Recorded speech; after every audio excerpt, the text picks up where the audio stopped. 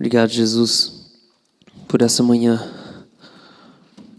Nós buscamos a Sua presença aqui, mas não só a Sua presença, Senhor, tudo que vem com ela, tudo que nós precisamos.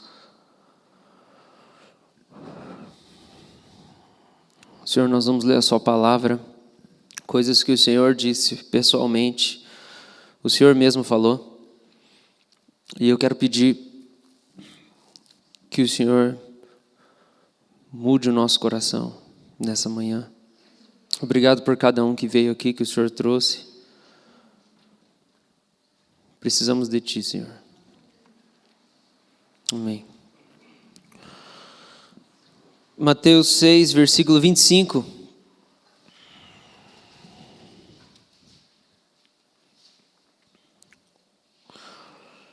Por isso vos digo, não andeis ansiosos pela vossa vida, quanto ao que haveis de comer ou beber, nem pelo vosso corpo, quanto ao que haveis de vestir. Não é a vida mais do que o alimento e o corpo mais do que as vestes? Observem as aves do céu. Não semeiam, não colhem, nem ajuntam do céu. Não semeiam, não colhem, nem ajuntam em celeiros. Contudo, o vosso Pai Celeste a sustenta. Porventura não valeis vós muito mais do que as aves? Qual de vós, por ansioso que esteja, pode acrescentar um côvado ao curso da sua vida? E por que andais ansiosos quanto ao vestuário? Considerai como crescem os lírios do campo. Eles não trabalham nem fiam. Eu, contudo, vos afirmo que nem Salomão, em toda a sua glória, se vestiu como qualquer deles. Ora, se o próprio Deus veste assim a erva do campo, que hoje existe e amanhã é lançada no forno, quanto mais vós outros, homens de pequena fé. Portanto, não vos inquieteis, dizendo: que comeremos, que beberemos, ou com que nos vestiremos? Porque os gentios é que procuram todas essas coisas, pois vosso Pai Celeste sabe que necessitais de todas elas. Vamos ler todo mundo junto, verso 23? Buscai, em alta voz, vamos lá? Buscai, pois, em primeiro lugar, o seu reino e a sua justiça, e todas essas coisas vos serão acrescentadas. De novo, mais forte, vamos lá? Buscai, pois, em primeiro lugar, o seu reino e a sua justiça, e todas essas coisas vos serão acrescentadas. Portanto, não vos inquieteis com o dia de amanhã, pois o amanhã trará os seus cuidados, basta ao dia o seu próprio mal. Eu intitulei, na verdade eu sempre tenho um pouco de dúvida para dar um nome para as mensagens, e eu tenho duas possibilidades para essa mensagem aqui, para o título dessa mensagem, e talvez não seja nenhum dos dois, mas é o que eu consegui fazer. Talvez, geralmente eu recebo sugestões depois que eu prego, e aí às vezes bem melhores do que as minhas. Um título possível para a mensagem dessa manhã é um evangelho nacional versus um evangelho internacional, ou o evangelho de Judas versus o evangelho de Jesus. Algum dos dois. E você já vai entender por quê. Eu sempre ouvi, a gente conhece esse texto é famoso, né? Busquem em primeiro lugar o reino de Deus e a sua justiça. Não se preocupem, não fiquem ansiosos com o que vocês vão comer, o que vocês vão beber, o que vocês vão vestir. E nessa semana o Senhor começou a trazer para mim um pouco a reflexão do que é a justiça do reino de Deus. E eu queria dividir com você nessa manhã o que é a justiça do reino. O que significa buscar a justiça do reino? Porque eu acho que a gente acaba pegando esse texto para falar assim: busca Deus, tenha uma vida moralmente correta, vá na igreja, dê o seu dízimo, não minta, não mate, não roube, não faça nada errado, e como se isso fosse buscar a justiça do reino. E eu queria falar que isso não é buscar a justiça do reino. Eu queria discordar disso, eu queria discordar que a justiça do reino, sabe, a afirmação de que a justiça do reino é simplesmente nós sermos bons crentes, segundo o conceito que a gente tem de evangélico no Brasil. É quase que uma cópia do sonho americano, né? E eu queria dizer que buscar o reino de Deus não é isso. Mas para a gente chegar no que é a justiça do reino de Deus, eu queria começar com uma pergunta, e a gente vai ler mais 2 textos durante essa pregação. E a pergunta que eu queria começar trazendo para você é: quem foi o único discípulo que não se converteu? Quem foi o único apóstolo que não se converteu? Daqueles 12 que Jesus chamou e que ele falou: vem me seguir, vem andar comigo, vem atrás de mim, vem conhecer a minha vida. Quem foi o único que não se converteu? Judas. Então você dá um pulinho ali para frente, para Mateus 26.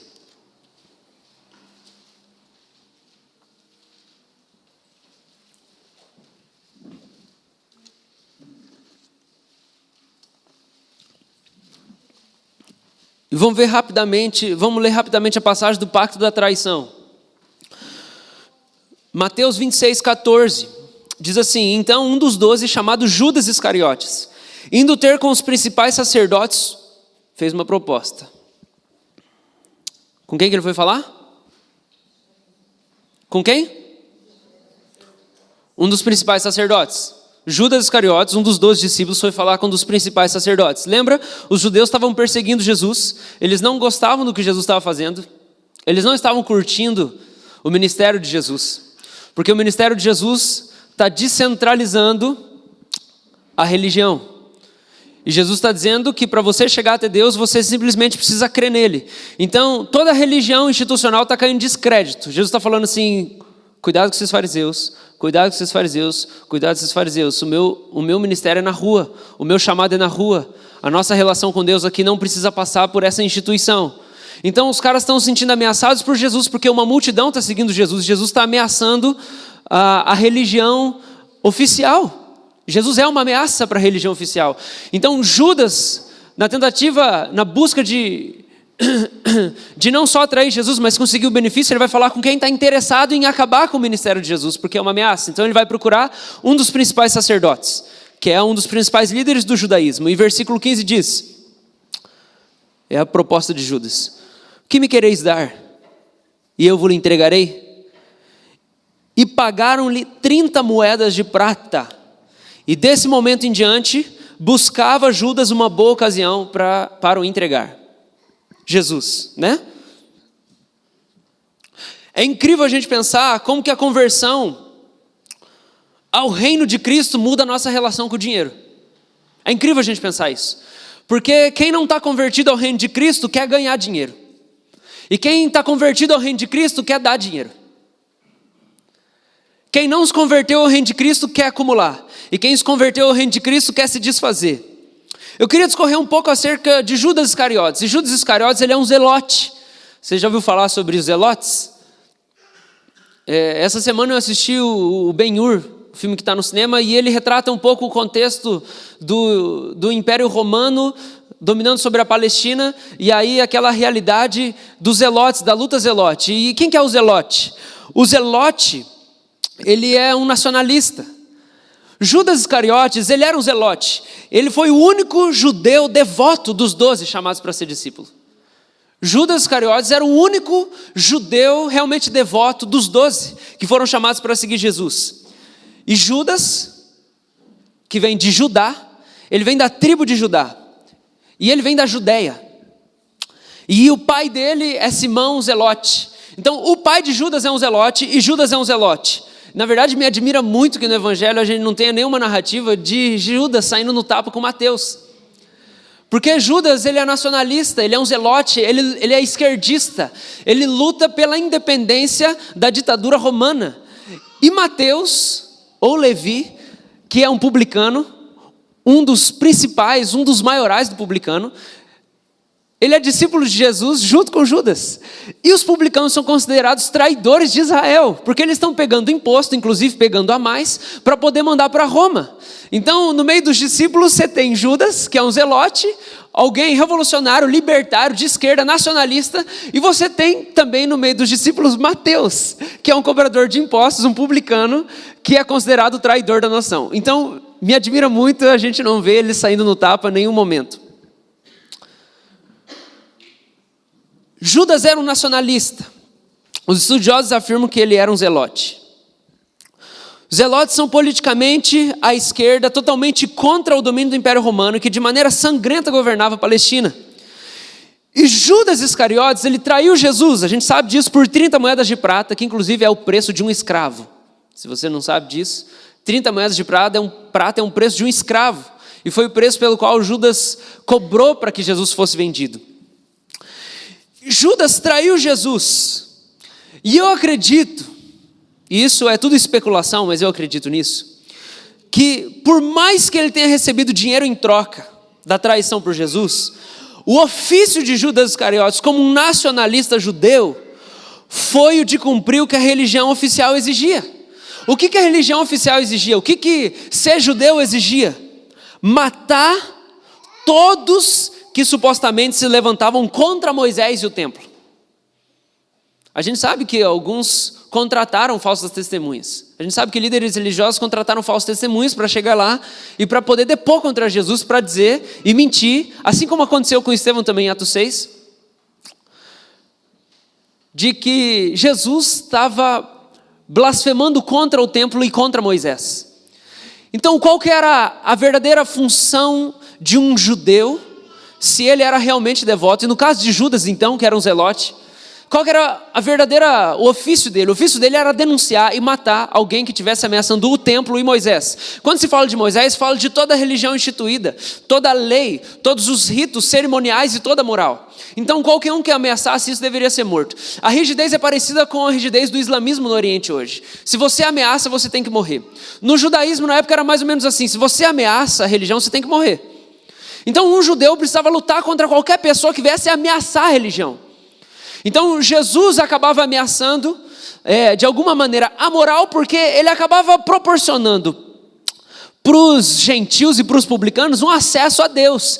E isso acabava desvalorizando a grande ênfase que eles davam no cumprimento das leis. Então você não precisava ser tão perfeitamente, nos mínimos detalhes ali, uma pessoa correta para poder chegar diante de Deus. Porque já que Jesus estava dizendo que você podia chegar sendo um aleijado, ou sendo alguém que não tinha dinheiro, ou sendo um ladrão, ou sendo um assassino, ou sendo um adúltero, Jesus estava ameaçando Moisés. E Jesus estava ameaçando o templo. Por quê? Porque no ministério de Jesus, a ênfase dele não é o templo. Jesus não tinha uma sinagoga para ele. Ele não tinha uma igreja local para ele. Não tinha um prédio. O ministério de Jesus é na rua. Então Judas traiu Jesus, e ele era um zelote, por mais que ele tenha recebido dinheiro em troca da sua traição, o ofício dele como um nacionalista judeu era de cumprir o que a religião exigia.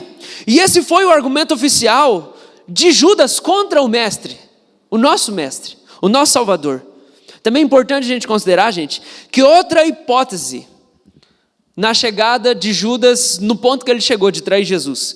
É muito possível que Judas estava, a princípio, sinceramente motivado nos seus objetivos. E que Judas poderia ser apenas mais um dentre tantos milhares de judeus que suspiravam pela manifestação de um libertador nacional. É muito possível que Judas começou a seguir Jesus porque ele cria que Jesus ia libertar a nação da ditadura romana.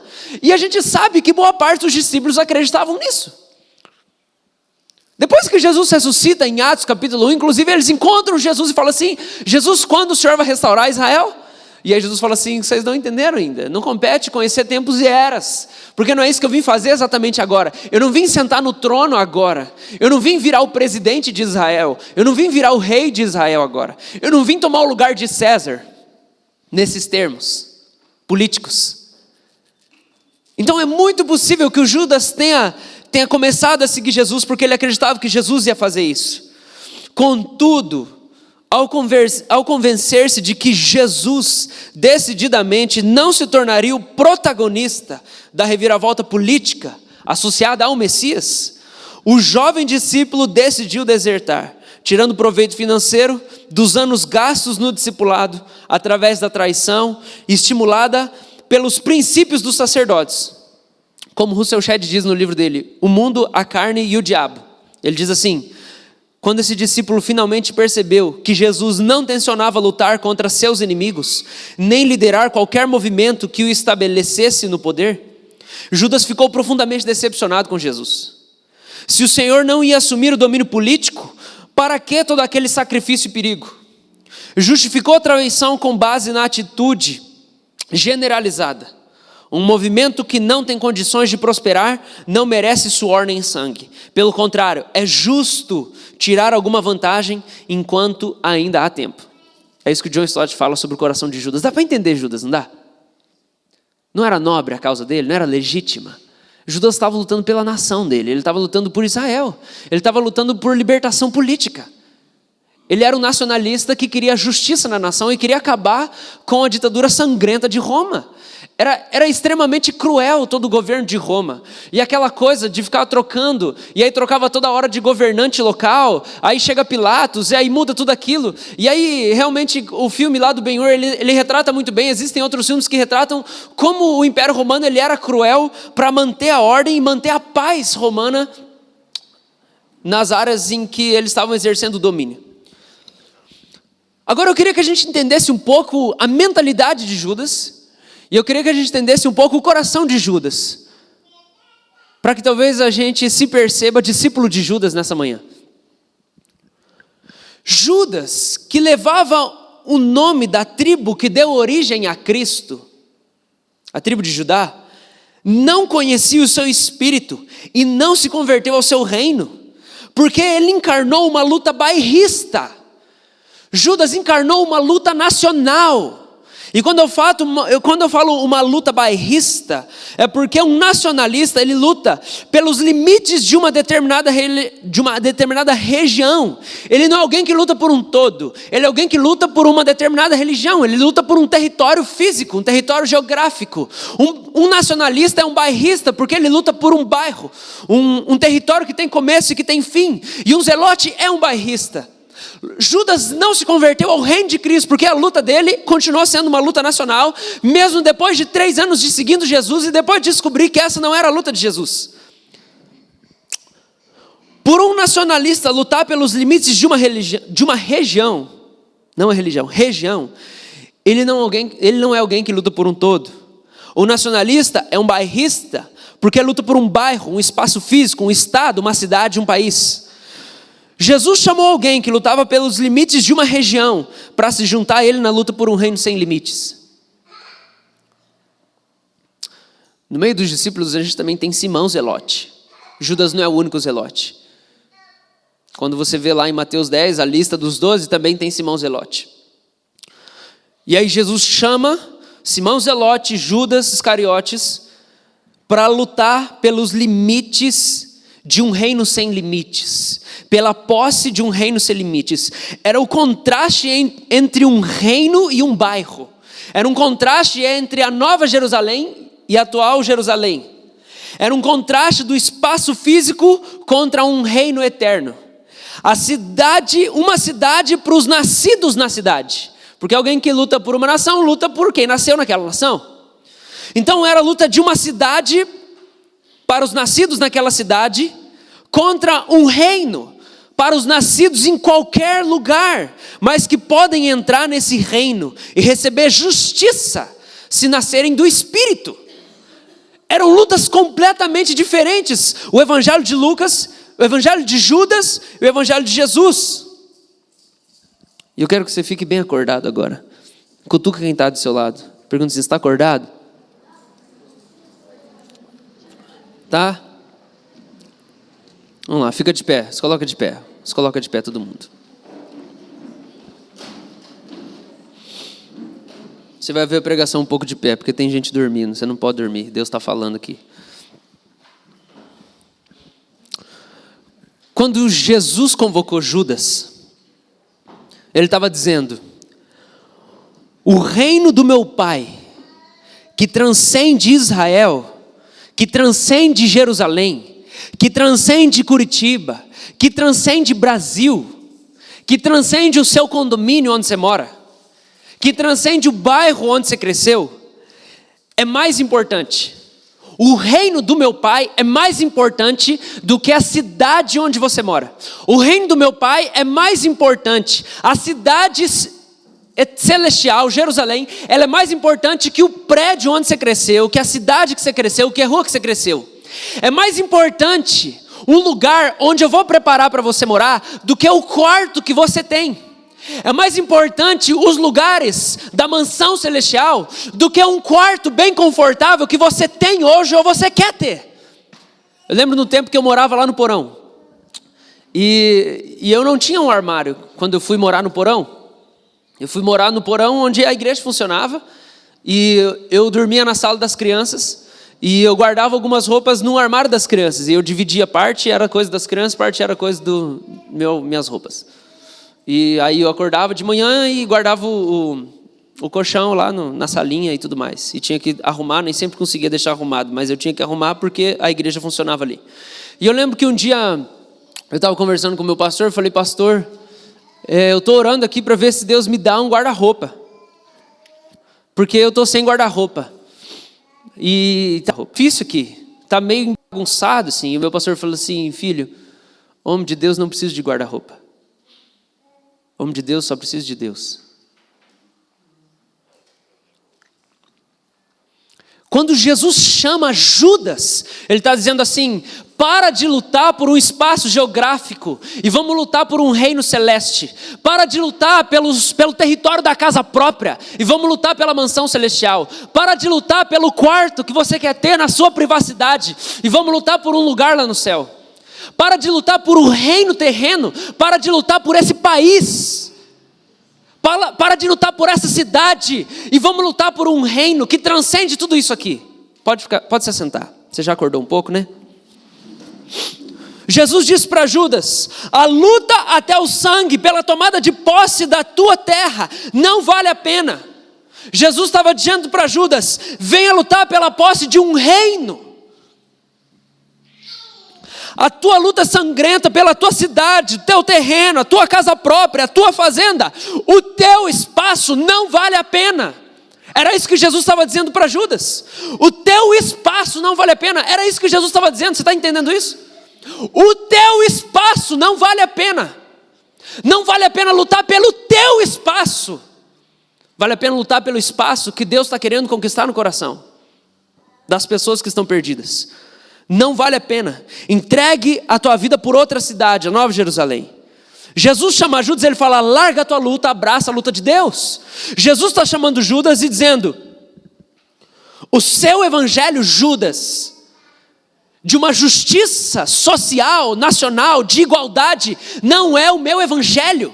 O meu evangelho é diferente. E já nós vamos chegar no que significa a justiça do reino. Mas antes a gente precisa deixar muito claro que a justiça de Judas não é a justiça de Jesus, que o evangelho de Judas não é o evangelho de Jesus, que a luta nacional de Judas não é a luta celestial de Jesus. O reino nacionalista é mantido baseado em matéria, dinheiro, posse, território, domínio. É um reino feito de Mamon, mantido por Mamon, controlado por Mamon. E Mamon é o Deus, é o falso Deus do dinheiro. O reino nacional, ele é monetário, é dinheiro, é possuir. Quanto mais eu possuo, mais existe justiça, faz parte, é justiça para mim, porque eu tenho espaço aqui, porque agora eu tenho direito. É incrível. Quando eu fui para os Estados Unidos uma vez, eu estava conversando com um amigo lá, batista, e a gente conversando sobre a guerra e falando sobre a guerra, e eu falei assim, cara, mas e aí, o que você acha da guerra? Era na época em que o Bush estava no poder. Ele falou, cara, a guerra é justa, nós estamos lutando pelo nosso direito, nós estamos lutando por justiça. Eu falei, que justiça? Vocês têm tudo aqui, do que você está falando? Não, cara, a nossa justiça, aquele território é nosso, a gente tem direito a ter, a gente tem direito a explorar, isso é justiça. Uma luta nacional é sempre por um acréscimo monetário, é sempre por um acréscimo de matéria. A luta de Judas é, a gente precisa de mais, porque a gente está tendo pouco. E aí o que acontece? É que Judas trocou o reino de Jesus por 30 moedas de prata. Daí a pergunta, o que é a justiça do reino? O que é a justiça do reino de Deus? Buscar em primeiro lugar o reino de Deus e a sua justiça, e as demais coisas terrenas serão acrescentadas. Porque o que Jesus está falando é comer, vestir, beber.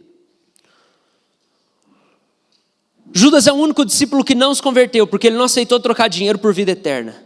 O seu reino era na terra. Ele é nascido na terra, ele era mantido na terra, mas ele estava com os dias contados. E o reino de Cristo é feito da desistência, da manutenção por força. O reino de Cristo é feito da desistência, da manutenção, do controle, do domínio. O reino de Cristo é feito, construído e cresce pela minha desistência e pela desistência humana de manter o domínio, de manter o controle, de manter o poder e a rendição ao domínio, ao controle e ao poder da pessoa de Jesus. Ele é mantido por uma adoração ao Deus invisível, ao Rei invisível, ao governante invisível. A fé é o dinheiro de troca desse reino. E a recompensa é eterna, invisível, agora inclusive, mas ela é crida com o coração. A justiça do reino, irmãos, não é a justiça do país, mas é uma justiça de derramar de abundância de vida espiritual, que se inicia na alma e se encarna no amor e no fogo de servir e de proclamar. E se existe uma luta por justiça nesse reino de Deus, e ela existe, não é a mesma do reino de Judas. Buscar em primeiro lugar o reino de Deus e a sua justiça. A justiça do reino de Deus não se inicia na justiça da cidade, ou do bairro, ou do país. A justiça do reino de Deus não se inicia na justiça social. Mas a justiça do reino de Deus se inicia no espírito humano. Assim como tudo que é visível foi criado e originado do invisível, como diz Hebreus capítulo 11. Tudo que é visível e existe foi criado do invisível, diz Hebreus capítulo 11. Pela fé cremos que Deus criou todas as coisas do nada, a partir do invisível. Se existe uma criação terrena, é porque existe um Criador celeste, espiritual. Se existe um reino terreno, é porque existe um reino celeste, espiritual.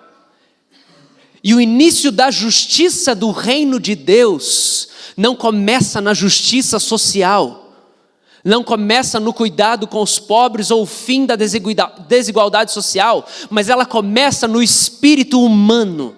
A justiça do reino de Deus começa no espírito humano, porque tudo que é de Deus começa no espírito antes de vir para o natural. Tudo que é de Deus começa no espiritual antes de vir para o natural. A criação foi assim e a nova criação é assim. Quando nós somos chamados para seguir Jesus, ele fala assim: se você não nascer do espírito, você não entrou no reino. Nascer do espírito começa primeiro num nascimento espiritual. Eu já nasci de novo. E para seguir Jesus precisa nascer de novo. E esse nascer de novo é aqui agora. Mas ele não é visível. Mas a gente sabe que ele vai se manifestar visivelmente quando o nosso corpo for glorificado e a nossa corrupção terrena for revestida de incorruptibilidade. Isso diz para nós que tudo o que é genuíno e verdadeiro e puro começa no espiritual para depois ir para o natural. E a justiça e o novo nascimento começam espiritualmente no espírito do homem para depois irem para o natural. Então a justiça do reino de Deus se inicia no espírito humano, assim como tudo que é visível foi criado e originado do invisível. A justiça do reino de Cristo inicia na mudança do estado deplorável e desprezado que um homem tem diante de Deus. A justiça do reino de Deus começa quando um homem com o seu espírito totalmente quebrado, sem esperança e vivendo debaixo da ira de Deus como um filho da desobediência. Esse homem sem esperança no mundo, sem fé em Deus, sem um sentimento de pertencimento, com o espírito de órfão. A justiça do reino começa quando esse homem, com esse espírito quebrado, encontra a graça divina na pregação do evangelho.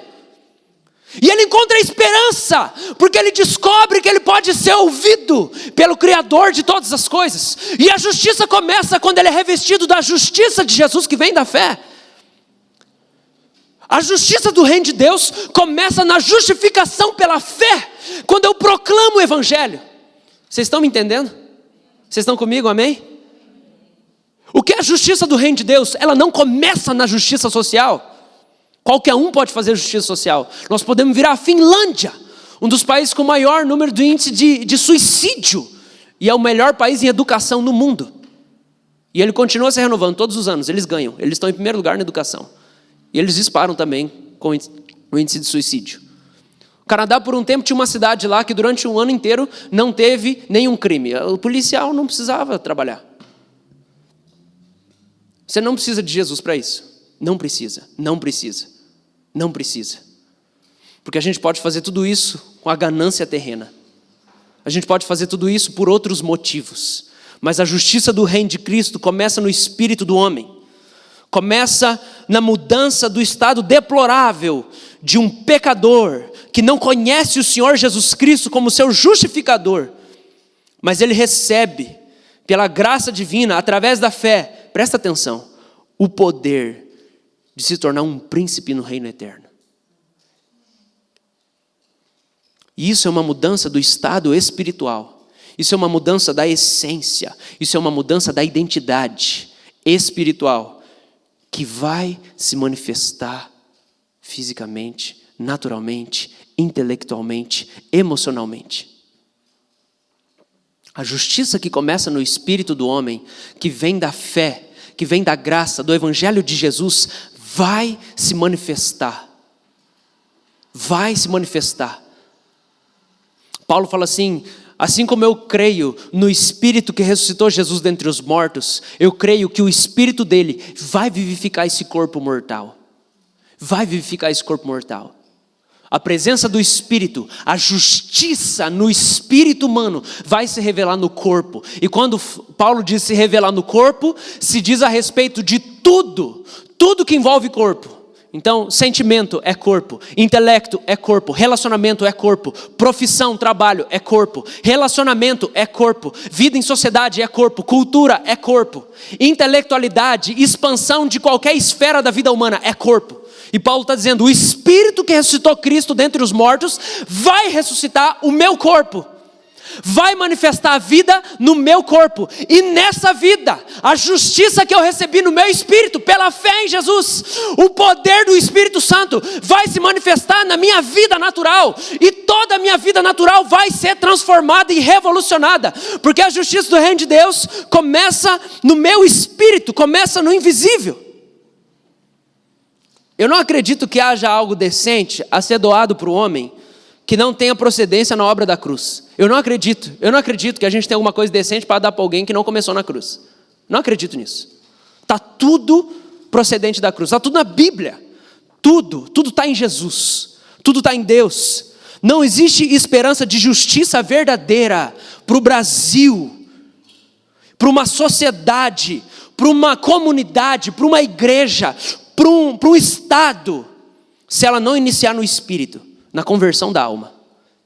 Quero declarar que eu não creio na genuína justiça social sem conversão, sem a justiça pela fé no Espírito em primeiro lugar, como um resultado da conversão à justiça de Cristo. Não creio nisso. Deus não foi à cruz para pensarmos que poderíamos construir algo realmente bom, sem a necessidade de recomeçarmos tudo a partir da cruz. Deus não foi para a cruz pensando que dava para a gente fazer coisas seguindo Ele, sem começar lá na cruz também. Você está falando que todo mundo tem que se converter, pastor, para ter justiça social? Mais ou menos isso. Porque senão não vai ser justiça verdadeira. Porque aí não é justiça, é ganância, é ambição por qualquer coisa desse mundo, mas não é justiça de Cristo. E se não é justiça de Cristo, não é justiça. Então você está falando o quê? Você está falando que igreja e Estado tem que unir? Não estou falando que igreja e Estado tem que unir. Eu estou falando que se a gente quiser justiça, ela precisa começar no Espírito. Você está falando então que todos os governantes da nação precisam ser crentes? Eu não estou falando isso. Eu estou falando que se a gente quiser justiça, ela precisa começar no Espírito. E que talvez isso requeira, sim, que as nossas autoridades se dobrem a Jesus.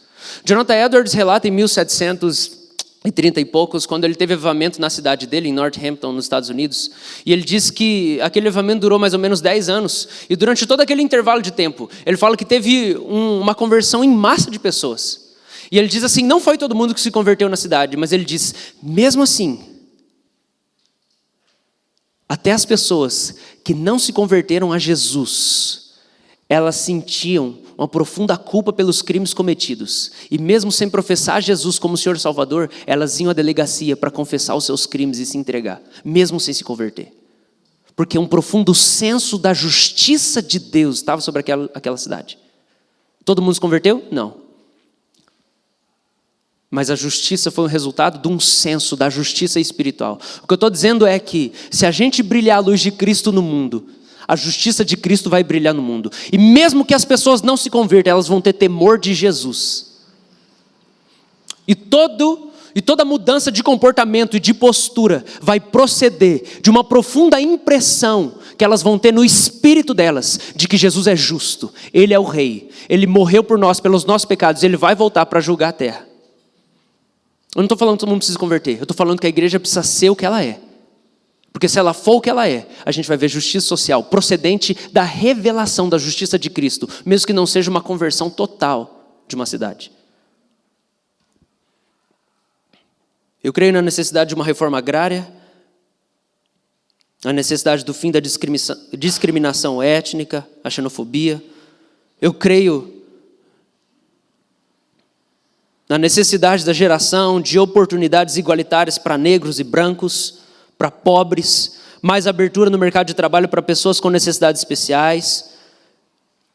Eu creio que é necessário a gente ter melhores escolhas, melhores hospitais, o fim da violência contra a mulher, a criança, o fim da homofobia, o fim de qualquer tipo de fobia e discriminação, e melhores condições para os refugiados, para a classe C, para a classe D, para a classe E. Eu creio nisso tudo, em todos esses resultados sociais. E se Deus quiser, nós, os discípulos de Jesus, o justo, nós vamos ter resposta para todas essas questões. Mas, apesar disso tudo, eu não creio que a verdadeira justiça proceda da democracia. O único regime que pode trazer justiça verdadeira é a monarquia. E eu não creio na justiça integral, verdadeira, relevante, transformadora, proveniente da democracia terrena, mas da monarquia celeste.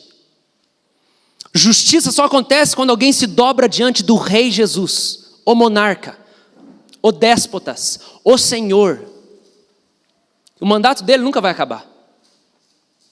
E ele já está sentado no trono. Ele já está sentado no trono. E a justiça começa quando alguém se dobra diante de Jesus. E essa monarquia celeste, presta atenção, ela pode passar pelo nosso governo democrático.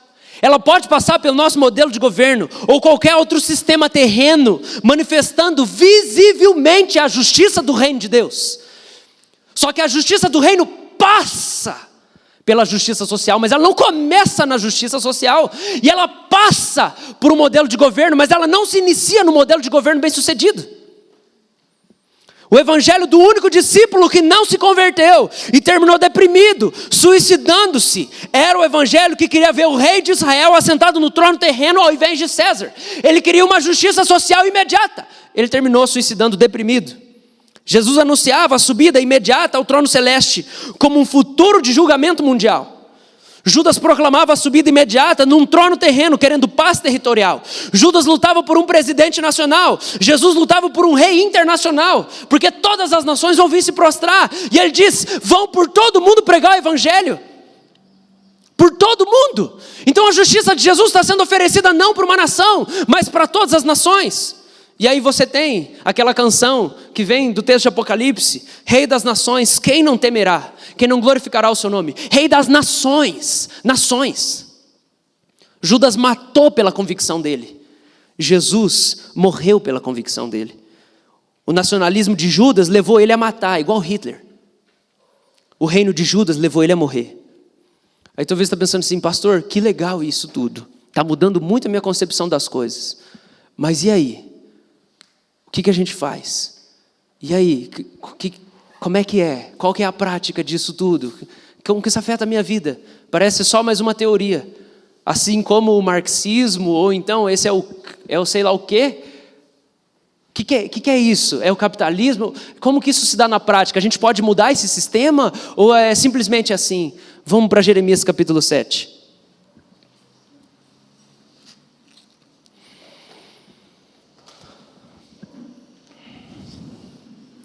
Jeremias capítulo 7.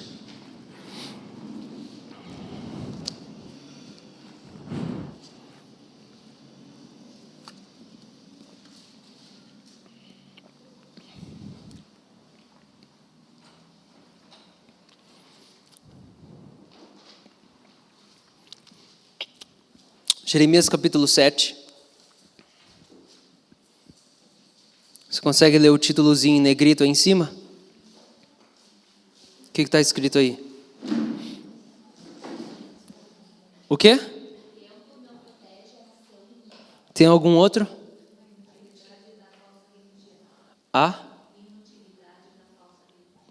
Legal. O templo não protege a nação iníqua ou a inutilidade da falsa religião. Jeremias 7, versículo 1. Palavra que da parte do Senhor foi dita a Jeremias. Põe-te à porta da casa do Senhor e proclama ali essa palavra.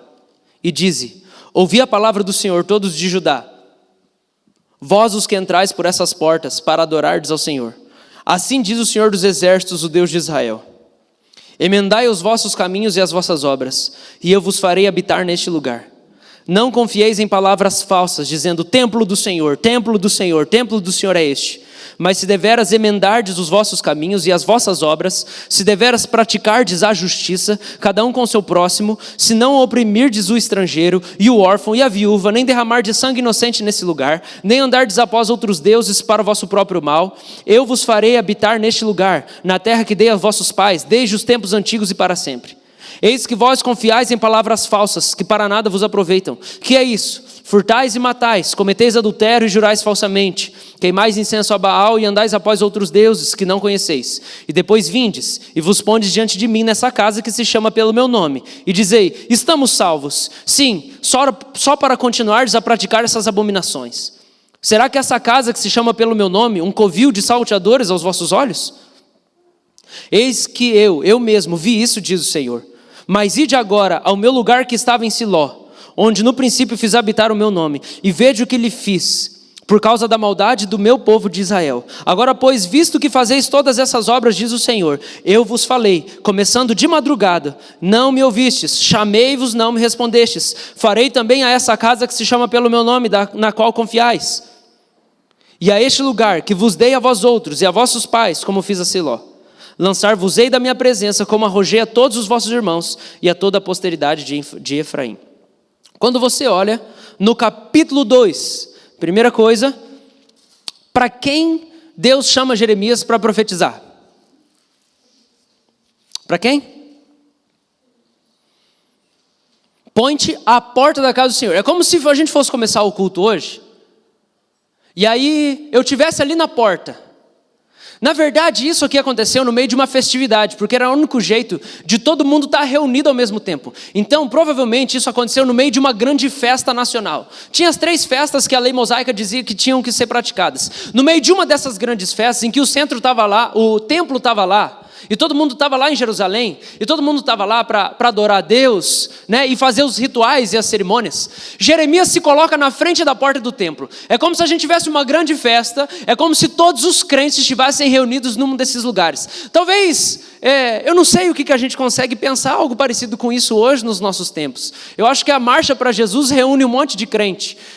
Talvez aquele encontro da semana do avivamento que todo dia, né, durante uma semana o culto é numa igreja. Talvez alguma dessas duas coisas em que aglomerem um grande número de pessoas seja alguma coisa parecida com o ajuntamento que estava acontecendo. E é como se na frente, né, como se a gente juntasse todos os crentes, os evangélicos, os cristãos, vamos dizer assim, os cristãos de Curitiba, e falar assim: a gente vai começar uma festa aqui, e é a festa cristã interdenominacional municipal. Né? E aí a gente tem lá um prefeito que vai lá e vota, e os vereadores, e tudo está colocado lá, tudo certinho, e a gente consegue ter uma festa municipal, interdenominacional, cristã. E aí está todo mundo reunido, e aí a gente decide, acaba tudo preconceito, gente. A gente não tem mais preconceito, evangélico, católico, acabou tudo.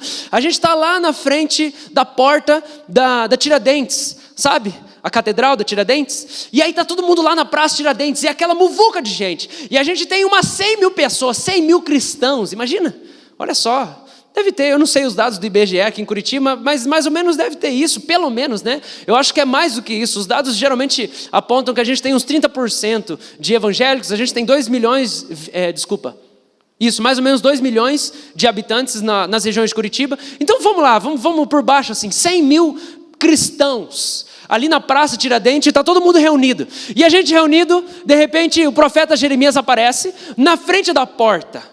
na frente da porta da catedral. E acabou, gente. A gente não tem mais essa briga de denominação. E aí o profeta Jeremias, ele chega lá na frente e fala assim: prestem atenção todos vocês. Não se enganem, dizendo templo do Senhor, templo do Senhor, templo do Senhor. Não se enganem, gente. Não se enganem. Deus não está a favor de vocês porque o templo está presente. A gente precisa entender que é mais ou menos isso que está acontecendo ali. Aquela festividade, ele está chegando e pregando para Judá. Está ali no versículo 2, lembra? Ouvi a palavra do Senhor todos de Judá. Um parêntese, se Judá tivesse entendido a palavra de Jeremias, talvez Judas Iscariotes, que veio da tribo de Judá, não teria feito o que ele fez com Jesus. Só que a palavra que a gente vai ver aqui agora, que o profeta Jeremias falou, e que a nação não entendeu, ela foi ecoando como uma coisa que significava outra. E aí Judas não entendeu, e ele continuou lutando pelo templo e por Moisés. Porque a palavra que Jeremias vai proferir ali, e ele chega na frente da porta do templo, e ele começa a dizer, versículo 3, emendai os vossos caminhos e as vossas obras, e eu vos farei habitar nesse lugar. Não confiei em falsas palavras, dizendo templo do Senhor, templo do Senhor, templo do Senhor é esse. A gente precisa entender muito claro. Eu queria chamar muito a sua atenção, República. Por favor, presta atenção no que eu vou dizer aqui.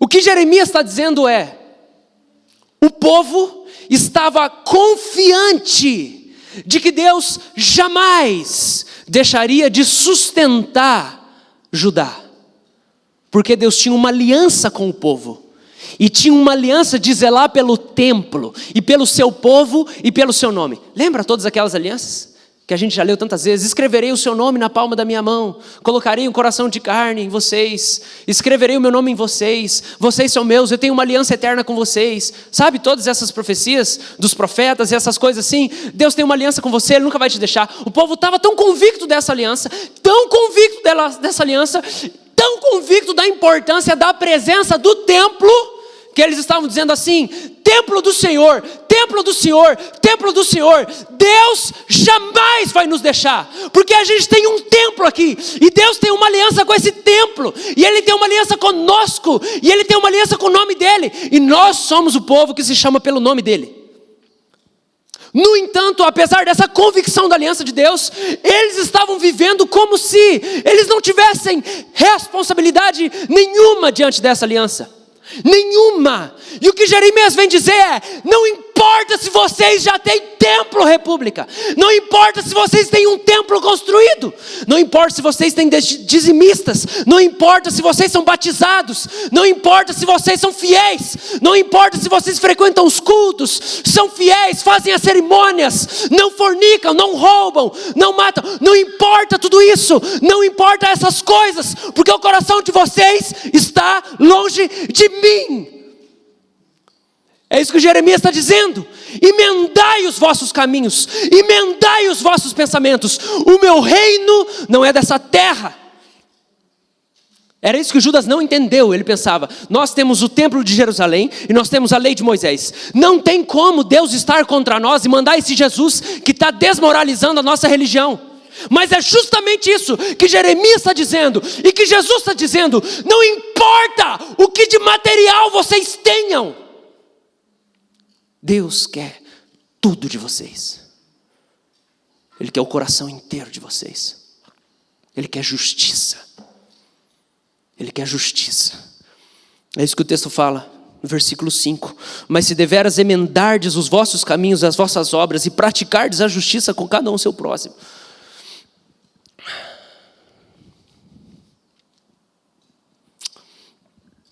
Judá estava soberbo, igual a República, achando que não precisava obedecer. Achava que não precisava oferecer justiça aos necessitados. Eles pensavam que nada daria errado porque eles eram o povo da aliança, os predestinados. O povo das profecias, o povo das promessas, que Deus falou que ia fazer uma coisa aqui. Judá estava soberbo.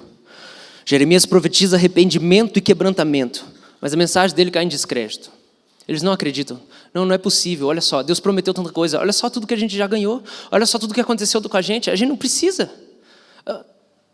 Já foi prometido para nós, a aliança de Deus ela é eterna, nós estamos salvos. Olha que bonito o nosso templo, olha que bonito o nosso louvor, olha que bonito o nosso pregador, olha como é bonito tudo que a gente alcançou aqui como uma igreja. Judá estava soberbo, eles não viam. Você sabe que Jeremias foi levantado para isso, né? Para pregar arrependimento para uma nação que estava muito confiante da religião deles. Eles estavam totalmente confiantes na religião, nos ritos, nas cerimônias, no que era físico, material. Eles diziam, isso aqui é prova da bênção de Deus. Olha como nós temos tudo isso aqui. Porque se não fosse de Deus, a gente não ia ter tudo isso aqui. E eles pensavam, afinal de contas, não pode ser verdade. Deus vai proteger o seu nome, o seu povo, o seu templo. Onde que o povo caiu? O povo caiu estabelecendo-se nos seus desejos pessoais em primeiro lugar. Em segundo lugar, isentaram-se da sua responsabilidade na aliança que Deus fez com eles. Ele falou, não. O povo pensou assim, nós já entendemos o que Deus quer. Deus quer que a gente faça os negócios que Ele gosta. Deus quer que a gente faça as coisas que Ele gosta. É isso que Ele quer. A gente já entendeu. Vamos fazer o culto do jeito que Ele gosta. Vamos fazer exatamente como Deus orientou Moisés e Arão, para que a lei fosse feita, os sacrifícios, os holocaustos de culpa, os pecados por ignorância, os pecados voluntários, os pecados por culpa, os pecados pelo príncipe, o sacrifício do pecado do povo, o sacrifício do pecado do sacerdote. Vamos fazer tudo exatamente. Vamos acender o incenso, vamos imolar ali o carneiro, vamos queimar a gordura fora, vamos comer ali aquele sacrifício e vamos chegar lá, oferecer as orações, vamos oferecer o incenso, vamos fazer exatamente do jeito que Deus falou, o louvor do jeito que Ele falou, a oração do jeito que Ele falou, o rito do jeito que Ele falou, vamos fazer tudo do jeitinho que Ele ensinou. Já sei, é isso que Deus quer da gente. Ele quer que a gente faça as coisas que Ele gosta. Quando eles não entenderam, o que Deus queria deles não era que eles fizessem as coisas que Deus gostava, mas era que eles gostassem das coisas que Deus gosta. Isso é arrependimento. Não é fazer as coisas que Deus gosta, é você pregar para você mesmo, eu preciso gostar do que Deus gosta, eu preciso sentir o que Deus sente, eu preciso chorar o que Deus chora, eu preciso amar o que Deus ama, odiar o que Deus odeia. Isso é arrependimento. Não é, eu vou dar para Deus o que Ele quer. Deus quer você. Deus quer o seu coração. Ele quer tudo de você. Tudo. Os teus sentimentos, o teu dinheiro, a tua força física, os teus pensamentos, os teus sonhos. Tudo de você. A tua família, a tua fé.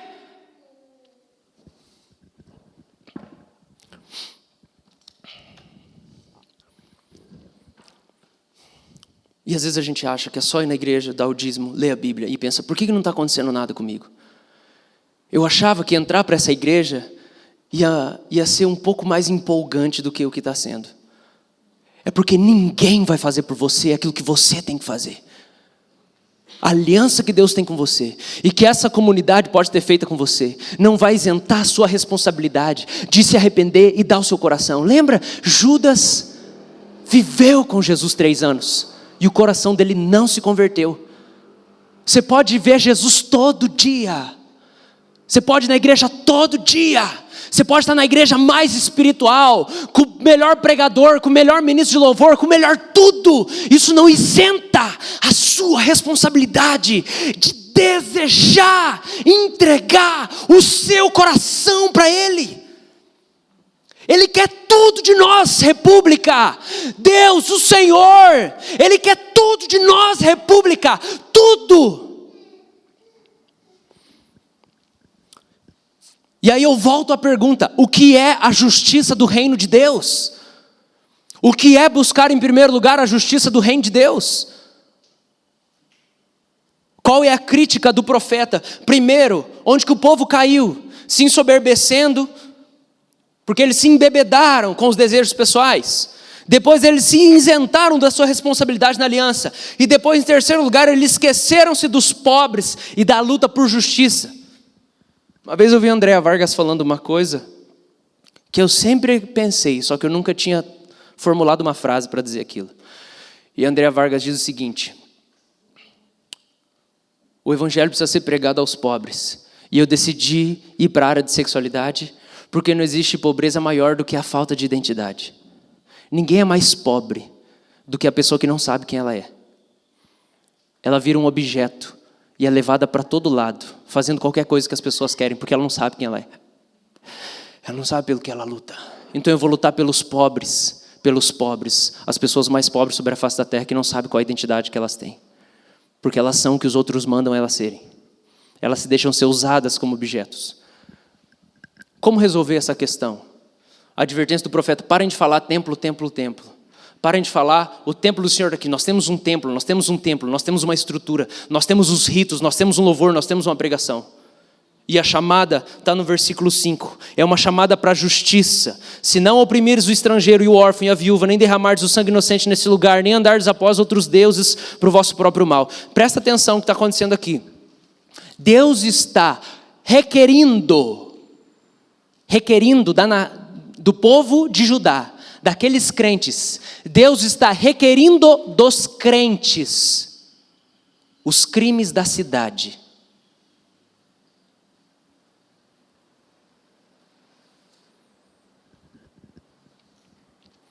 João Calvino acredita que boa parte dessas acusações eram contra os juízes e os governantes da cidade. Porque eram eles que acabavam trazendo essas situações de injustiça. Eu acredito que boa parte pode ser sim, porque os príncipes, quando a Bíblia fala de príncipes do povo, são as autoridades governamentais.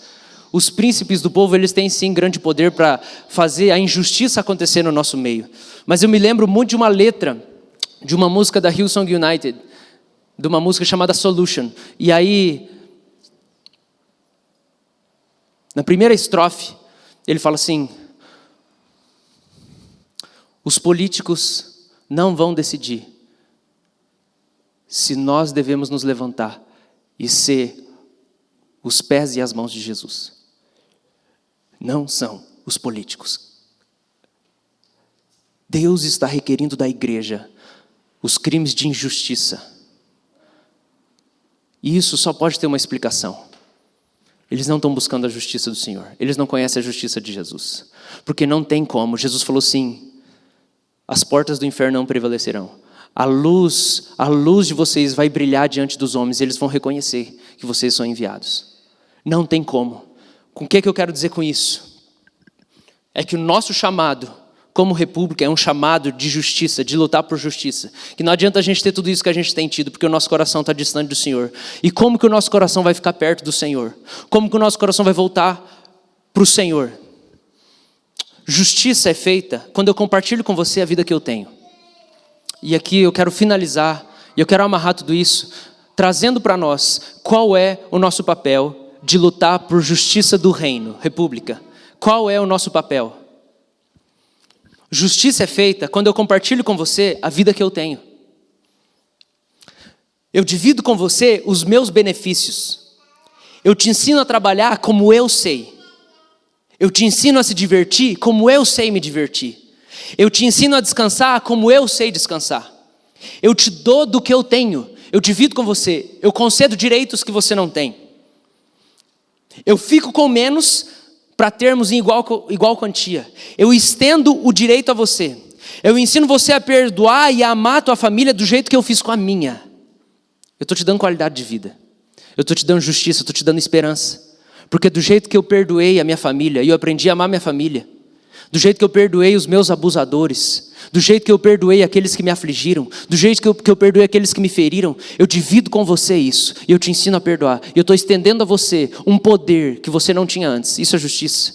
Eu ensino a você a ser generoso e utilizar teus bens para a glória de Deus, e o teu sustento com paz e com equilíbrio.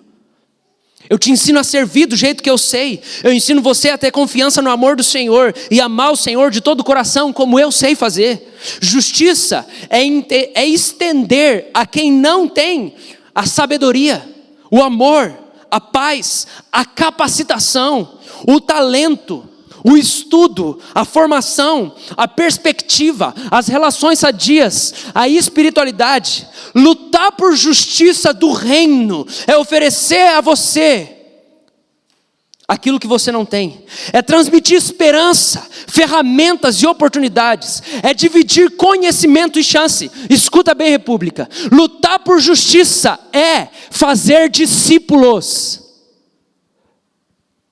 Lutar pela justiça do reino, buscar a justiça do reino, e o que Deus está requerendo do povo, que tem um templo suntuoso, mas não tem o coração perto dele, é justiça. Discípulos, vocês não estão fazendo discípulos. Lutar por justiça é evangelizar.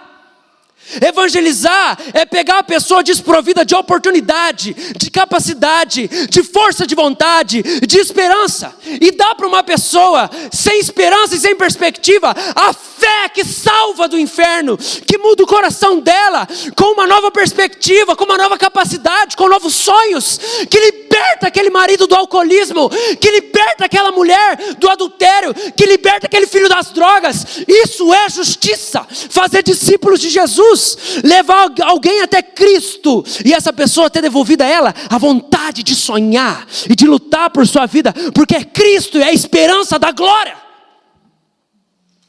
O cativeiro babilônico aconteceu porque eles não lutavam por justiça aos pobres. A resultado de tudo isso aqui que a gente está lendo é que o povo não ouviu esse clamor. E o que o povo fez? O povo virou as costas e continuou vendo muito bem: nós somos os predestinados. Nós não temos responsabilidade nessa aliança. Esse negócio é culpa dos outros, não é culpa nossa. O que acontece? Cativeiro babilônico. O templo é destruído. Moisés é destruído. Não tem religião instituída. É tudo contaminado. Acabou religião. Acabou igreja local. Acabou cerimônia. Acabou culto. Não tem mais culto.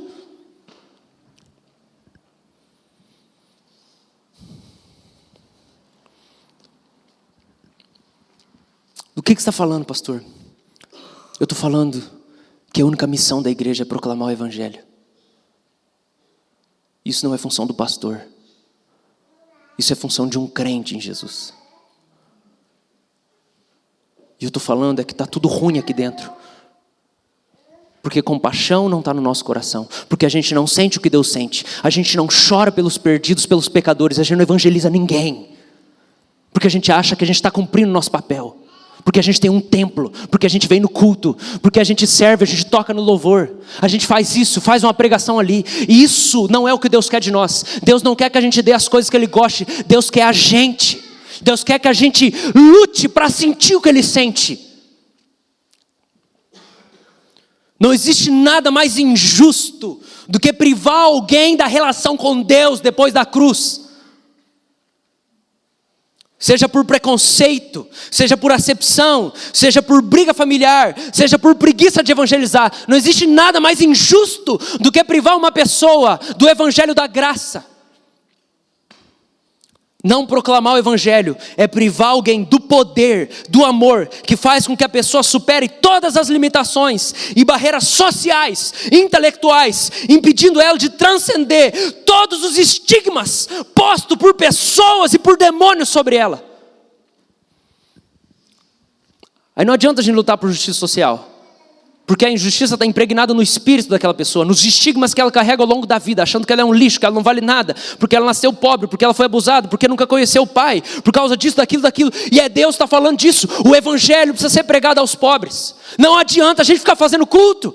O coração de Deus é pelos pobres. Provérbios fala muitas vezes: quem dá ao pobre empresta para Deus, porque Deus é o pai dos órfãos, Deus é o marido das viúvas. E eu estou dizendo aqui, o centro da república não pode ser fazer culto domingo, nem reunião de oração na terça. É um estilo de vida, tem que ser um jeito de viver diferente, de generosidade, de proclamar Jesus.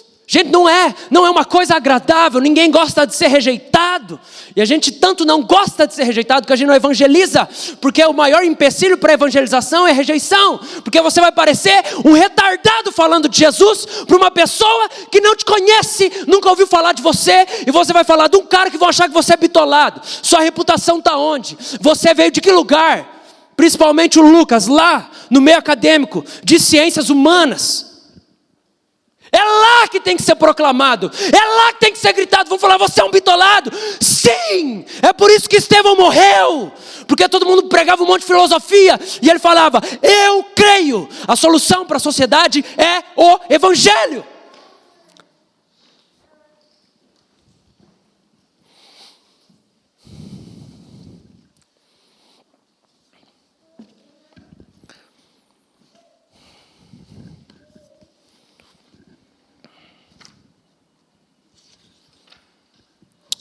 Antônio Carlos Costa diz o seguinte no seu livro Convulsão Protestante: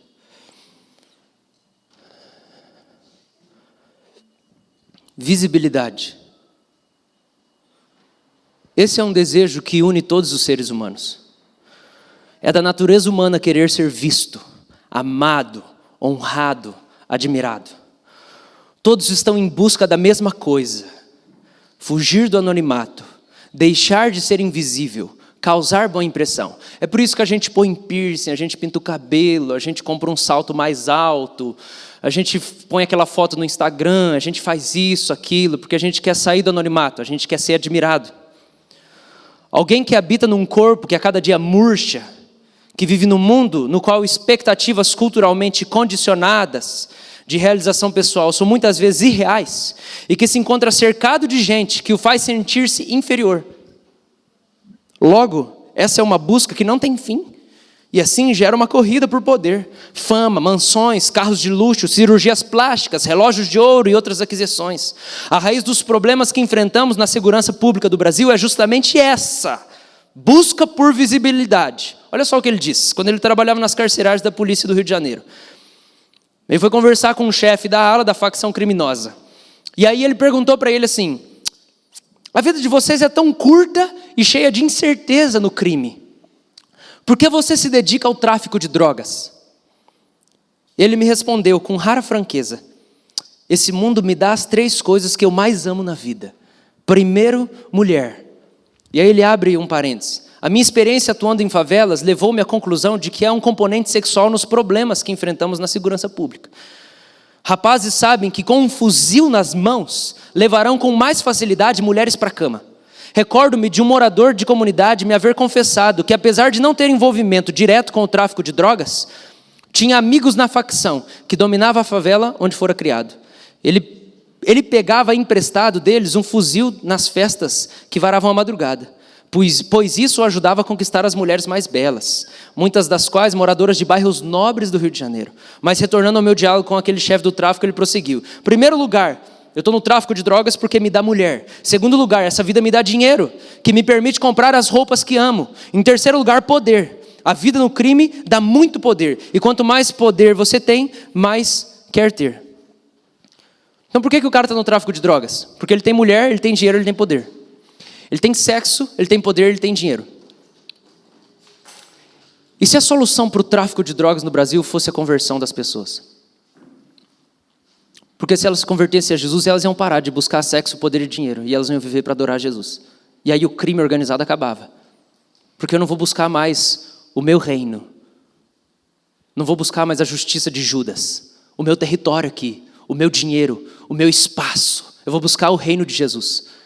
E se o problema do Brasil é a falta do evangelho, em contraste com o crescimento de evangélicos confessionais, que estão igual ao povo de Judá aqui no tempo de Jeremias, cultos e cultos e cultos e cultos e cultos e cerimônias, templo, templo, templo, embriagados.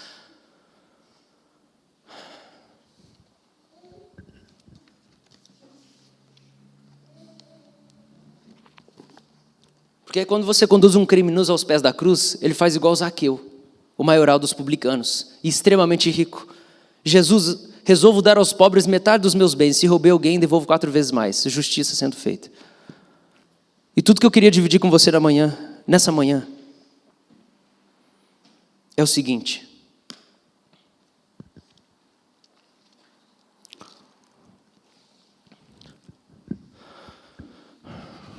justiça não começa na justiça social. Justiça começa no coração do pecador. Todo mundo entende que na nova aliança nós somos sacerdotes? Sim. Nós chegamos diante de Deus para interceder? Sim. Nós temos acesso direto a Deus, somos nação real, sacerdócio santo, sacerdócio real, certo? Você sabe o que o sacerdócio fazia lá em Levítico? Quando você vai ler Levítico, o sacerdote não intercedia por ele. O sacerdote intercedia pela nação, pelo príncipe, pelos governantes, por ele mesmo e por indivíduos. Ele fazia sacrifício por pecados ocultos, por pecados involuntários, por pecados voluntários, por vários tipos de pecado. Deixa eu dizer uma coisa: seguir Jesus não é um chamado para ficar tudo certo na nossa vida. O sacerdote não é alguém que fica tudo certo com a vida dele e ele está resolvido. Porque o problema do povo aqui em Jeremias e o problema do evangelho de Judas é que eu estou lutando pelo meu espaço. E Deus está cobrando em Jeremias, dizendo assim: se vocês são sacerdotes, se vocês são profetas, se vocês são nação santa, por que é que a cidade está um caos do jeito que ela está? Os profetas no Antigo Testamento profetizavam para as autoridades. Eu queria dizer uma coisa, gente, aqui nessa manhã. Eu queria muito que você abrisse teu coração.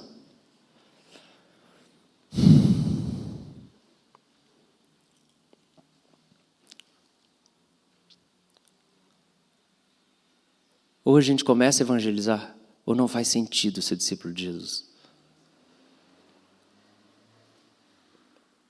E eu falo isso como uma responsabilidade individual, uma tomada para si mesmo. Eu preciso falar de Jesus.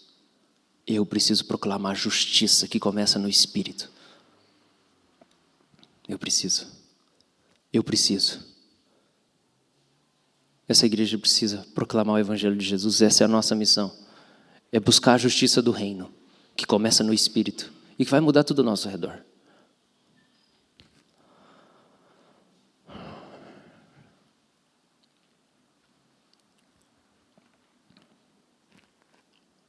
O que está te atrapalhando? O que está no seu caminho? O que está no seu caminho? O que está no seu caminho? É a sua carreira? É a próxima viagem de férias que você está planejando fazer? Que está te impedindo de ajudar a igreja? Ou um missionário que está precisando de finanças? O que é? Eu quero deixar muito claro aqui que o Evangelho de Jesus não se resume à abnegação material, mas ela passa por abnegação material. Porque Jesus diz assim: são 2 senhores, ou você vai servir a um e aborrecer o outro, ou vice-versa. Não podeis servir Deus e as riquezas. E com isso eu quero dizer o seguinte: por que dinheiro? Por que dinheiro está sempre envolvido? Dinheiro está sempre envolvido porque o reino desse mundo é encontrar consolo através do que eu vejo, concupiscência dos olhos, através do que eu escuto, soberba da vida, e através do que eu degusto e eu sinto, concupiscência da carne. 1 João, lembra disso? Quem ama o mundo ama essas 3 coisas: concupiscência dos olhos, aquilo que eu vejo eu quero ter; a soberba da vida, aquilo que eu escuto que é agradável ao meu respeito eu quero manter; e a concupiscência da carne, aquilo que eu sinto no meu corpo, fisicamente, de experiência sensorial, de paladar. Isso é amar o mundo. Isso é amar o mundo. E o que proporciona tudo isso? O que proporciona entretenimento? Você pagar Netflix, para você poder pagar cinema. O que proporciona você poder pagar música, para você pagar um show? Para você poder pagar, para você poder ter dinheiro, para você poder ter amigo, para você poder ter vida social, você poder viver bem, confortavelmente. O que proporciona tudo isso? Dinheiro. Que a gente tem que entender que quando a gente para de viver por esse reino, quando a gente para de viver para dinheiro, a gente vai ter que começar a cortar o nosso consolo terreno. Porque agora a gente vai acreditar no Consolador de verdade. Jejum é parte indispensável desse processo. Porque é quando eu limito a mim mesmo os benefícios sensoriais para dizer: Senhor, eu fui feito para o Senhor e o Senhor me é suficiente. E é por isso que o dízimo e as ofertas ficaram por último. Porque você precisa encarnar a sua resposta. Você precisa encarnar a sua conversão. Você precisa encarnar, materializar a mudança do seu coração para dizer: Senhor, eu decido viver pelo reino do céu. E servir o Senhor, não servir o meu ventre. O meu Deus não é o meu ventre. O meu Deus não é os elogios que eu escuto das pessoas. É por isso que, é isso, gente, que compromete o nosso evangelismo. Rejeição. A gente ama mais a aceitação do mundo do que Jesus. É por isso que a gente não evangeliza, porque nós vamos ser rejeitados. É um status que a gente quer ter. Isso precisa ser encarnado. E aí eu não uso mais as roupas finas. Aí eu não sou mais aceito. Aí eu não gasto mais a grana tanto comigo mesmo. E aí agora eu perco todas essas coisas que o mundo me oferece. Então, eu quero convidar você para isso, para o Evangelho de Jesus, para o reino de Jesus, para viver para Jesus. Lembrar que Jesus está sentado no trono e Ele te chamou para seguir, para você adorar Ele, para você interceder pela nossa cidade, para você entender. Sabe, essa semana, eu não sei quantas vezes eu orei isso, eu não sei quantas vezes eu falei isso para Deus. Jesus, me perdoa por viver para aquele lugar. Me perdoa por viver para o culto de domingo. Me perdoa, não é isso que é ser um seguidor do Senhor. Me perdoa, a República não é a minha paróquia, Curitiba é minha paróquia, Paraná é minha paróquia, o Brasil é minha paróquia, o mundo, o planeta Terra é minha paróquia. Me perdoa por viver por um local, me perdoa por viver por um grupo de pessoas específico, me perdoa por viver por um aglomerado de pessoas. Curitiba é minha paróquia. Mostra para essas pessoas que estão passando aqui na frente do meu prédio, que estão saindo do cursinho, que eu sou o pastor delas e que Jesus é o Senhor. Mostra para os meus vizinhos, mostra para todos os meus vizinhos que eu sou um homem do Senhor, que eu sou um pastor e que eles são ovelhas perdidas da casa de Israel e que o Senhor é o Senhor da terra. Mostra para Curitiba, Curitiba é a minha igreja, Curitiba é a minha paróquia. Me perdoa por viver por um lugar específico, por um prédio, por um grupo de pessoas no domingo. Perdoa, Senhor, por viver na retranca, igual um jogo em que a seleção está lá jogando e que ela está perdendo porque ela decidiu ficar na retranca. A igreja está na retranca, a gente está tentando manter as coisas. Perdão, Senhor, perdão pelos crimes da cidade, porque o Senhor requer em Jeremias os crimes da cidade. A injustiça é vocês, igreja, a injustiça é culpa de vocês que não estão brilhando a minha justiça. Perdão, Senhor, eu preciso evangelizar o cara que cuida do meu carro ali na frente, eu preciso evangelizar o cara do shopping, eu preciso entregar um folheto da igreja, eu preciso fazer uma oração por alguém, eu preciso buscar a justiça do reino. A cidade está caindo em pedaços. Ontem suicidou um pastor famoso numa determinada região. O que nós estamos fazendo? O que nós estamos fazendo? Jesus não te chamou para frequentar o culto. Não é esse o seu chamado. Você precisa levar o reino, você precisa levar a esperança. O que você encontrou em Jesus, você precisa levar. Você precisa levar para as pessoas. Eu não estou falando para você sair do seu emprego, eu estou falando para você levar aonde você estiver. Leva Jesus, leva justiça pela fé, leva esperança, leva o poder do Espírito Santo. Cura um casamento caindo aos pedaços, que faz um filho se arrepender e se reconciliar com seus pais, que faz um chefe parar de roubar os seus empregados. Leva esperança, leva o evangelho. De nada serve isso aqui. Então eu queria te convidar a orar nesse momento. Entender que evangelizar é exercer o seu ministério profético, mas interceder é exercer o seu ministério sacerdotal. E eu quero te convidar a não orar por você agora. Para de pensar em você. Eu quero te convidar a interceder pela nossa cidade, interceder por alguém que não conhece a justiça pela fé, alguém que não tem esperança.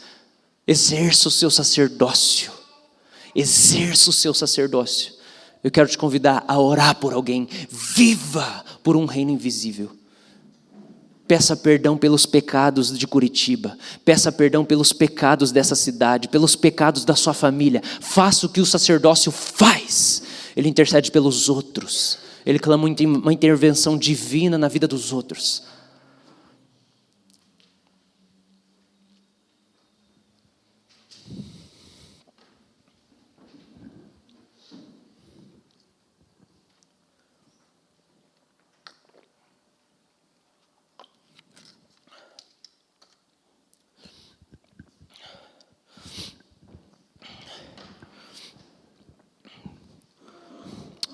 Em Atos, diz que eles se reuniam todos os dias no templo para orar, porque Jesus tinha prometido que o Espírito Santo ia vir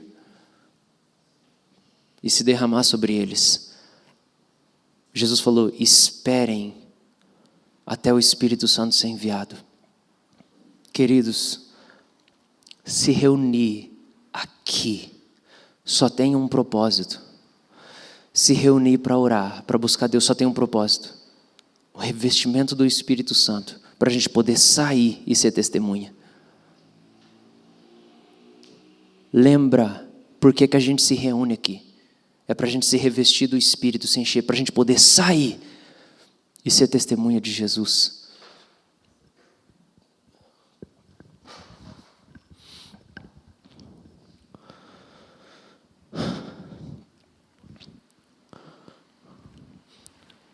Eu vou deixar, enquanto a gente ora, eu vou deixar a salva aqui na frente. Se você quiser vir dar o seu dízimo, a sua oferta. Você vem pessoalmente e você faz isso. E nós vamos orar. Senhor Jesus, obrigado pelo teu sacrifício na cruz, que teve um propósito, Senhor, de restaurar a esperança para as pessoas, de dar uma vida nova, Senhor. Eu quero clamar ao Senhor aqui, Jesus. Perdoa os nossos pecados, Senhor. Perdoa a nossa soberba, Senhor, de acharmos que nós somos o povo da aliança. E porque somos o povo da aliança, Senhor, não precisamos de mais nada. E porque somos o povo que encontrou o Senhor, nós não precisamos fazer mais nada, nós não precisamos te obedecer. Nos perdoa, Senhor, por não exercermos o nosso sacerdócio. Nos perdoa, Senhor, por não exercermos o nosso ministério profético de proclamar o Evangelho, de proclamar as verdades do Senhor. Nos perdoa, Senhor. Senhor, nos perdoa, Senhor. Nós oramos pela nossa casa. Nós oramos pedindo perdão, Jesus. Perdão, Jesus, pela nossa família. Perdão pelos nossos parentes que não conhecem o Senhor. Perdão por nós não pregarmos o seu evangelho para eles. Pedimos perdão, Deus, por tantas pessoas se perdendo à nossa volta, e a nossa vergonha e o nosso apego à nossa reputação, Senhor. E a gente não evangeliza, e a gente não proclama a verdade que traz justiça, que justifica, que transforma, que dá poder para as pessoas. Nos perdoa, Senhor, por a gente ficar enclausurado aqui, Deus, dentro dessas quatro paredes, só Deus, procurando saciar o nosso ego e a nossa consciência de que está tudo certo, de que a gente está fazendo, Deus, o que o Senhor quer. Porque o Senhor não quer que a gente faça o que o Senhor gosta, o Senhor nos quer. O Senhor quer o nosso coração, o Senhor quer que a gente ame o que o Senhor ama. O Senhor quer que a gente te deseje com toda a nossa alma. Nos perdoa, Senhor, por manter um relacionamento tão frio e distante com o Senhor. Nos perdoa, Deus, por essa distância em que a gente não quer sentir o seu coração. A gente não quer vestir a sua camisa, abraçar a tua causa, pregar o Evangelho, trazer transformação e salvação para as pessoas. O Senhor está em missão, Deus. O Senhor nos chama para a missão. Nos perdoa, Deus, por não evangelizar. Nos perdoa, Deus, por nunca ter falado do Senhor para aquele amigo nosso, Deus, para aquele colega nosso, porque a gente está esperando uma oportunidade que nunca vai chegar, Senhor. A gente vive inventando desculpa. Perdão, Jesus, por não evangelizar o nosso vizinho, por não bater palma no lado da nossa casa, perguntar se ele já conhece Jesus e falar do Evangelho e insistir 2, 3 e 4 vezes de novo. Perdão, Senhor, por a gente, Deus, segurar tudo que o Senhor derramou em nós, por a gente reter o Espírito Santo, por a gente reter a palavra de esperança, e a gente só quer viver os nossos sonhos em Deus, os nossos sonhos. Qual que é o nosso chamado? Qual que é o nosso projeto? Qual que é o nosso plano? Nos perdoa, Senhor, por ficar só, Deus, nos entorpecendo, Deus, de realizações após realizações, e essa egolatria, Senhor, projetos individuais, e a gente não lutar, Senhor, pela pela nossa vizinhança, pela nossa cidade, por uma família, Senhor. Nos perdoa, Deus, porque às vezes a gente vai evangelizar alguém, a gente vai aconselhar alguém, e a gente não abraça a família inteira da pessoa, a gente só pega a pessoa, a gente só quer ajudar aquela pessoa individual, e o Senhor quer todos, Senhor. Nos perdoa, Senhor, nos perdoa, Jesus, pela falta de evangelismo, nos perdoa, Jesus, por a gente achar que a gente não tem que fazer nada, Senhor. Nos perdoa, Senhor, por essa graça barata, Deus, por esse evangelho de Judas, Senhor, em que a gente vem aqui, faz as procissões, todos os rituais religiosos, e continua vivendo para mamon, para acumular mais dinheiro, para ter uma casa melhor, para ter roupa melhor, para pintar o cabelo de novo, para fazer uma tatuagem nova. E Deus, e os pobres, Senhor, e aqueles que são os teus filhos na rua, eu clamo, Jesus, nos liberta de vivermos para nós, nos livra, Deus, porque todas essas coisas serão acrescentadas, Senhor. Tudo vai ser acrescentado, Senhor. Roupa, Deus, comida, bebida. Deus, o nosso problema é que a gente está tirando a identidade dessas coisas, Senhor. A gente acha que a gente é alguém porque a gente come bem, comida cara, porque a gente gasta R$30 num lanche no shopping, a gente acha que é por isso que a gente é alguém. Perdão, Senhor, porque a gente tem 20 par de sapatos, Senhor. 20, Deus. 20, Jesus. Porque a gente tira a nossa identidade, Deus, de mamon, do evangelho de Judas, das 30 moedas de prata. Nos perdoa, Senhor. Nos perdoa por não crer que o Senhor está dizendo que o Senhor se compraz em nós e somos teus filhos, e o sangue foi derramado, e nossa alma será satisfeita nessa comunhão, muito mais do que os consolos dessa terra. Nos perdoa por amar o dinheiro, Senhor. Nos perdoa por idolatrar esse prédio e os nossos cultos e tantas canções que nós mesmos compomos, Senhor, e pregações, Deus, na internet. E Deus, estamos, Deus, embriagados de nós, sem chorar pelo pobre, Deus, pelo aflito, por uma pessoa endemoniada, por passar naquela Trajano Reis, para ir comer um hambúrguer e não pregar para ninguém que está perdido, Senhor. Tira de nós o amor da nossa reputação, Jesus. Por favor, Jesus. Eu quero evangelizar, Senhor. Me ajuda a pregar o teu reino, Senhor. Me ajuda, Senhor, a abrir mão do status, Deus, do reconhecimento, do que as pessoas acham de mim, Senhor. Nos liberta, Senhor. Nós nunca vamos provar o seu consolo se a gente não abandonar aqui, Deus, essa terra, Senhor. Nos ajuda, Jesus. Nos ajuda, Jesus. Espírito Santo, nos reveste aqui. Espírito Santo, essa igreja naufragou, Senhor, porque tudo que o Senhor deu de despertamento no nosso meio não foi para as ruas, Senhor. Ficou contido. Por favor, nos dá coragem para começar, Senhor. Nos livra dessas desculpas de que nós não temos a oratória certa. O meu temperamento não me deixa evangelizar, isso é para outra pessoa. Nos liberta dessas mentiras do demônio, Senhor. Nos ajuda a ter coragem para começar a proclamar salvação, mesmo que não vejamos conversões, mesmo que não vejamos respostas imediatas. Eu quero pedir, coloca um fardo no nosso coração, coloca um fardo na nossa alma, Senhor. Não nos deixa, Deus, sair daqui, Deus, e viver igual, Senhor, e viver para mamon, Senhor, a rotininha sem graça, a rotininha sem virtude, sem vida, Senhor. Deus, a resposta de Curitiba está na nossa boca, Senhor, e a gente está retendo salvação, o tráfico de drogas, matando pessoas porque nós não evangelizamos. Tantos Zaqueus corruptos, ricos, que podem mudar comunidades pobres inteiras, trazendo benefícios, se nós evangelizássemos eles. Nos move, Senhor, para o Castel Verona, nos move, Senhor, para os vizinhos, nos move, Senhor, nesse domingo, Espírito Santo, nos move, Senhor, para a faculdade, Senhor.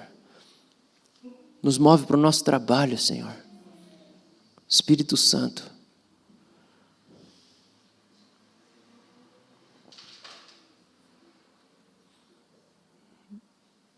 Tira a gente do templo, Senhor. Como a sua palavra diz, Senhor, a nossa luz vai brilhar como o sol do meio-dia, Senhor, a hora que a gente cuidar dos necessitados, daqueles que não conhecem a salvação. Como a sua palavra fala, Deus, o Senhor vai nos visitar, o Senhor vai curar a nossa família se a gente começar a cuidar da família do outro. O Senhor vai realizar milagres e vai transformar, Deus, a nós mesmos, Deus, quando a gente começar a servir. Eu oro, Deus, restaura a missão da igreja de Jesus, da noiva de Cristo, proclamar as virtudes daquele que nos tirou das trevas para o reino da sua maravilhosa luz. Proclamar, abra nossa boca, Espírito Santo, põe palavra, faz sair Jesus no meio das conversas, em nome de Cristo. O Senhor ama essa igreja, o Senhor nos ama, o Senhor nos ama, o Senhor nos ama profundamente, apaixonadamente, é por isso que o Senhor fala conosco. Eu oro, nos tira daqui, Senhor, e nós não vamos sozinhos, Senhor, nós não vamos sair daqui sozinhos, mas no Espírito Santo, nós queremos dar lugar ao Senhor, Espírito Santo, queremos dar vazão a Ti, Espírito Santo, queremos proclamar, Deus, quebra a mentira de que tem que ter dom de evangelista, isso é infernal. Quebra essa mentira de que tem que ter dom de evangelista, não tem que ter dom de evangelista, tem que só evangelizar. Esse é um mandamento para todos nós, Jesus, teus seguidores. Tira essas mentiras, Senhor, mentiras de que nós não somos qualificados. A presença do Espírito nos qualifica, nos liberta, Senhor, de rituais, nos liberta, Senhor, da religião morta, nos liberta, Senhor, da república, nos liberta, Senhor, dos cultos, nos liberta, Senhor, em nome de Jesus, em nome de Jesus, em nome de Jesus, em nome de Jesus, Senhor.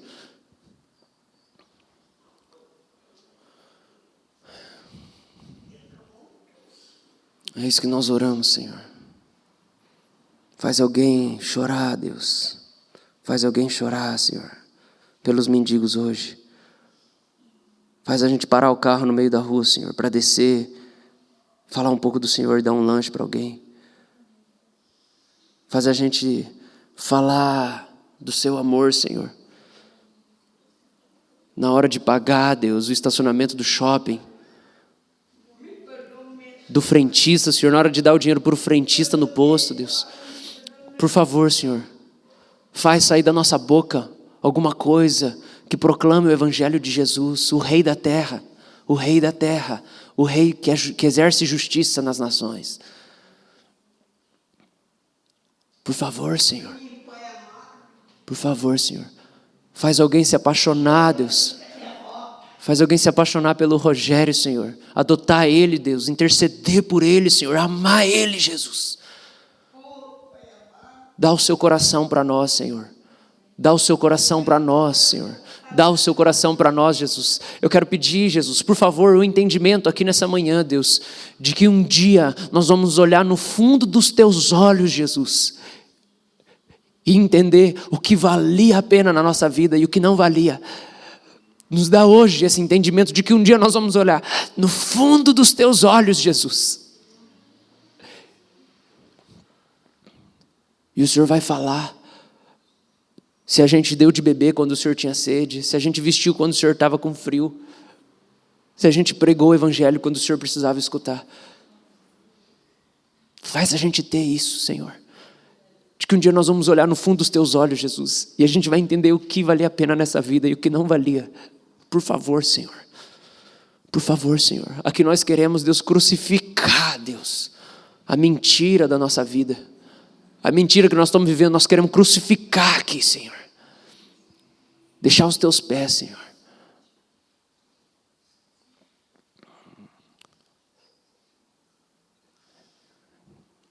Espírito Santo. Em nome de Jesus. Amém.